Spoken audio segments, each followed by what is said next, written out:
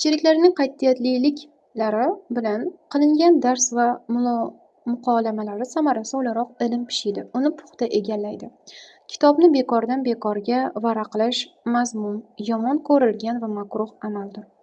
Ammo kitobni ustoziga yoki sheriklariga ochib bermog'i foydalanish uchun bo'lsa kerak lozim bo'ladi. Talaba olayotgan ilmini va hikmatlarini chuqur ehtirom bilan eshitmog'i lozim. Agar bir masalani 1000 marotaba eshitishga to'g'ri kelsa, har vaqt butun vujudini quloq qilib, joni bilan eshitmog'i kerak bo'ladi. Bu haqda donishmandlar naql qiladilar.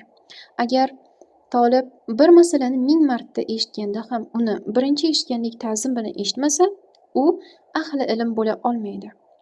Chunki ilm takror bilan pishiq va puxta bo'ladi. Arab maqollarida hamma narsa sarflash bilan zavol topadi. Faqat ilm qancha sarflansa, shuncha ziyoda bo'ladi deyiladi. Tolib ilmning biror ilm turini o'zi ixtiyor qilmog'i durust emas. Masalan, ustoz huzurlariga kelib, menga mana bu kitobdan ta'lim bering deyish to'g'ri emas, balki qaysi ilmni ta'lim olishni ustozning o'zlariga topshirmog'i eng afzal yo'l bo'ladi. Chunki ustoz bu sohada ancha tajribali bo'lib, talabaga qanday ilm, qanday kitobni o'qish loyiqligini yaxshi biladi. Shuning uchun ham tolibning maqsadlari ro'yobga chiqishida foydasi aniqroq ta'limni amalga oshira biladi. Shayxulislom Burxoniddin Marg'inoniy rahimahulloh avvalgi zamon tolibi ilmlari mazkur ishlarini ustozga topshirar edilar. Bu sabab o'z maqsad murodlariga erishar, ustozlarning ilm va irfonlaridan o'zgalar ham bahramand bo'lar edilar. Hozir esa talabalar qaysi ilmni o'qishni o'zlari ixtiyor qiladilar. Xuddi tanlagan ilm va kitoblari ularga ko'proq foyda va naf berishi o'zlari yaxshiroq biladigandek. Bu sohani o'rgating deb ilm navini tanlaydilar. Shuning uchun ham ilm va fiqh sohasidagi maqsudlar hosil bo'lmaydi. Ilmlari foyda beruvchi, manfaatli bo'lmaydi. Ya'niki, shuning uchun ham ilmi va fiqh sohasidagi maqsudlari hosil bo'lmaydi. Ilmlari foyda beruvchi, manfaatli bo'lmaydi. Hikoya qilishlaricha barcha muqaddis olimlar peshvosi, buyuk vatandoshimiz Imom Muhammad ibn Ismoil al-Buxoriy hazratlari mashhur fiqh olimi Imom Muhammad ibn Hasan hazratlaridan fiqh ilmidan ta'lim olganlar. Namoz ahkomlari bayon qilingan kitobga kelganlarida ustozlari siz hadis ilmini o'qing, hadisga oid ilmlarni o'rganing degan ekanlar. Tajribali shogirdning kelajagiga yorqin nazar sola oladigan ustoz sifatida uning tabiatiga mos va iqtidoriga loyiq keladigan ilm hosil qilishni tavsiya qildilar. Hazrati Imom Buxoriy rahimahulloh shundan so'ng hadis ilmini talab qiladigan va kelajakda hadis ilmi olimlarining peshvosi va amiri darajasiga yetdilar. Dars olish, saboq vaqtida shogirdning ustoziga juda yaqin o'tirishi yaxshi emas, balki ustoz va shogird o'rtasidagi masofa bir kamonning uzunligi miqdoricha bo'lishi kerak. Bu ulug'lashga loyiqroqdir. Barcha axloqi zamimalardan, yomon xulqu harakatlardan tolibi ilm saqlanmog'i kerak. Surbetlik, badfellik, farosatsizlik, dangasalik, kibr, manmanlik, qo'pol muomala, nopoklik va boshqa barcha noshoistaliklar kishi ko'nglida nafrat, yomon taassurot qoldiradigan xislatlardir. Chunki bunday kishilarga farishta yuzini nuri bo'lmaydi. Vaholanki Rasululloh sollallohu alayhi vasallam Allohning rahmati farishtalari surat va iti bor xonadonga kirmaslar deb ogohlantiradilar. It va surat tufayli uyga farishta kirmasa, axloqsiz kishilarni ma'naviy qashshoq, ichi dunyosi tubanlashgan, o'zligini bilmagan itlarga o'xshatishlari bejiz emas ekan. Aytishlaricha ilm ham, kasb va hunar ham tolibi farishtaning vositasida hosil bo'lar ekan. Bu nuroniy zotlar esa inson har jihatdan moddiy va ma'naviy pokiza bo'lsagina unga ko'nadilar. Insonning murodiga yetkazishda o'z fayzu futuhlari bilan rivoj beradilar. Axloq zamimalarni axloq odobga oid kitoblaridan bilib olish mumkin. Ulardan so'z ochsak kitobimiz cho'zilib ketadi. Ammo kibru havoga, manmanlik gardishiga, kekkayish to'g'risida to'xtalamiz. Ma'lum bo'lsinki, kibr bilan ilm zinhor hosil bo'lmaydi. Donishmandlar bu hikmatni bunday bayon qilganlar: ilm oliylikka intiluvchi uchun go'yo jang qurolidir. Janggohda esa qurolni mohirona ishlata olmasang halok bo'lasan, ya'ni maqsading ham hosil bo'lmaydi. Sel baland joylarni xarob qilib, tekislab yuborganiga o'xshaydi. Ilm ham insondagi kibrni sel balandlikni bo'ysundirib, tekislab yuborgani kabi yo'qotib yuborishi kerak. Har shon-u sharaf shafqatga, jiddu jahd mehnat bilan erishiladi. Unga ota-bobolarimiz xizmati bilan hech qachon erishib bo'lmaydi. Shon-sharafga, ulug'likka, jiddiylikka e'tibor bermasa, baxt bo'lurmi? Qancha baxt saodat topgan qullar borki, ular hur insonlar darajasida, yana qancha baxtini topmagan, omadi chopmagan ozod kishilar borki, ular o'zlarini quldek tutadilar va ular qulning darajasidadirlar. Talaba ilm-u hunarga noil bo'lishida turli kishilar munosabatining ahamiyati bor. Avvalo ota, so'ng onaning roziligi, duolari va albatta farzandning qo'llab qiziqtirib borishlari bilan.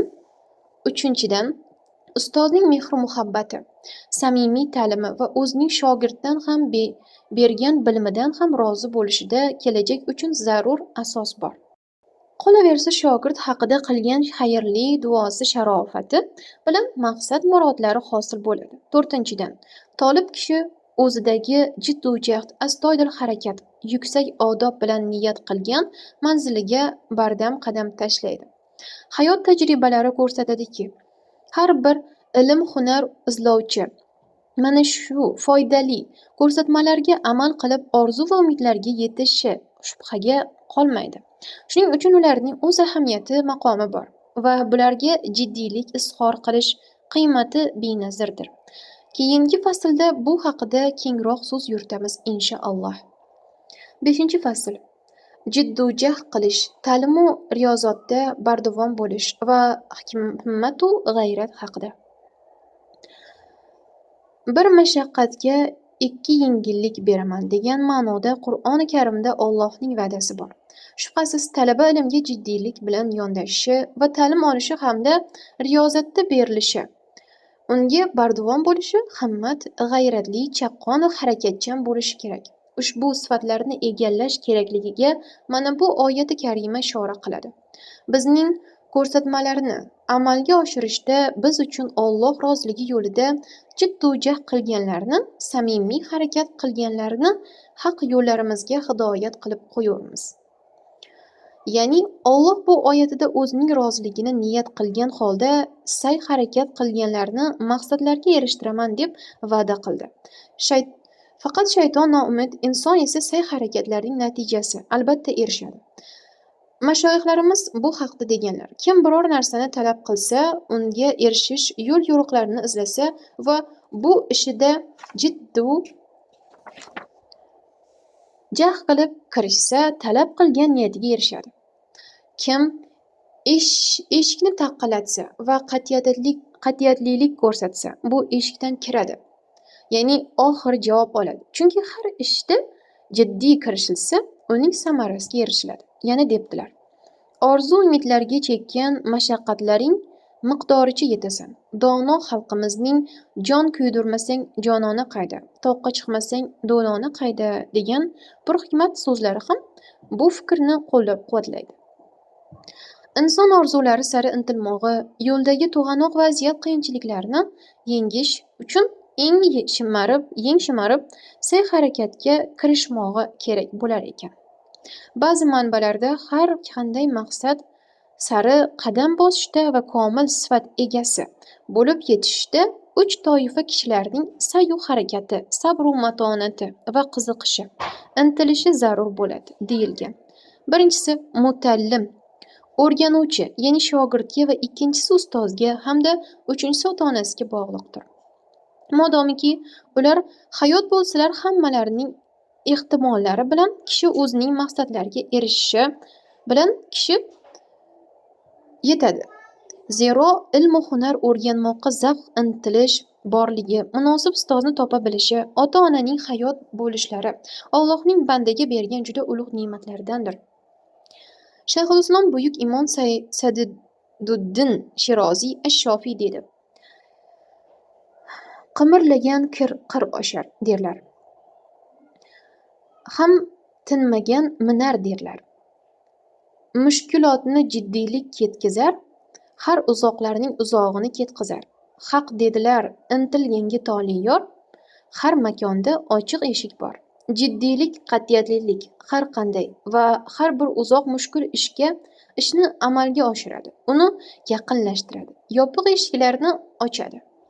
Darvoqe, hayoti torlik, qiyinchiliklar bilan sinalayotgan kishi Alloh taoloning bandalari ichida himmat va hayrat sohibi bo'lishga haqliroqdir.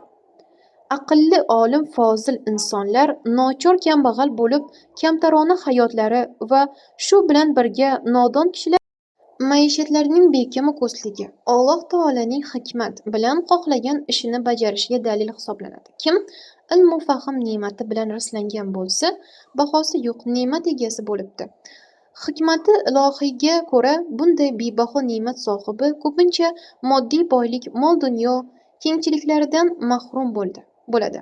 Demak, aql bilan nodonlik, boylik bilan kambag'allik hech jamlanmaydi. Biri boshqasini albatta surib chiqaradi. She'r. Mehnat ila mashaqqat jonga huzur.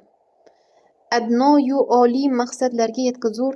Mehnat qilmay maqsadga intilmoq, yo'l avvalida, orqada ko'p qolmoq. Umidsizlik dashtida uzun topar. Har o'tkinchi it ham uni qopar. Bemashaqqat mehnat qilmay, qiyinchilik ko'rmay, chuqur bilim egasi, munozara o'tkaza oladigan yetuk olim bo'lishni istaysanmi? Balki jinnilikning turlari ham juda ko'p. Ya'ni bunday yo'l bilan ilm talab qilish aqlsizlik va jinnilikdan dalolatdir. Hatto dunyo matosiga ega bo'lish uchun ham qancha qiyinchiliklarni, g'am tashvishlarni boshdan o'tkazish kerak. Ilm qiymatsiz boylik bo'lsa, qanday bemashaqqat bo'lur ekan? Zero mashoyixlarimiz bemashaqqat topilsa har narsa, aning qadrin bilmas hech kim arsa, deb mol dunyo, ayniqsa ilmning qadriga yetmoq uchun albatta mashaqqatni, qiyinchiligini boshdan ketkazish zarurligini bildiryaptilar. Aks holda noshukurlik libosiga o'ranib xorlik ko'chalarida izg'ib yuradi. Bu Toyibning she'ri. Munkar ishdan qaytar deb iymon aytadi. O'z ishingda nari ketma deb shayton aytadi. Bilgil bu ishlar misli olov, bepoyon tor yo'l yurarsan vali yeyov. Ig'vogar, chaqimchi va ahli g'iybat digar yo'l topolmay qolur albat. Shashtidan bur ikkilanmay bil shak, qaytarmasang yo'lu gunohga sen sherik.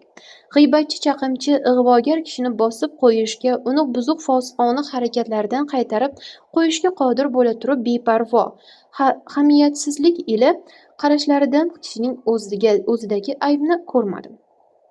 Shoir baytlari bilan aytilganidek, insonni ulug' aybi o'z kamchiligini ko'rmasligidir. Kishi doim o'ziga ogoh bo'lib, g'iybat, chaqimchilik kabi yomon illatlardan saqlanishi kerak. Bu uni go'zal axloq sohibi va ilm egasi bo'lishga erishtiradi. Kechalarini bedor o'tkazish tolibning maqsadlarini ro'yobga chiqarishda ulug' ahamiyatiga molik bir omildir. She'r. Qancha mashaqqat tortsang, shunchalik martaba toparsan. Bir-biriga chambarchas bog'liq. Beparvoning tongla yuzi bog'liq. Kechalari bedorlikni odat qil, xulus niyat ila toat ibodat qil. Kechalarda takror qil ilmingni, kunlari oshir kishiga hilmingni. Zehn qayimrog'i tilovatdir ham mukolama. Vaqtni berma boy ertaga, oh voylama. Ey g'ofil, bu orzularing ko'p durust, lek qay holingga uyquni aylading do'st. Ko'p uyquni zo'r dushman bil, uxlamay kechalari bag'rin til. Dir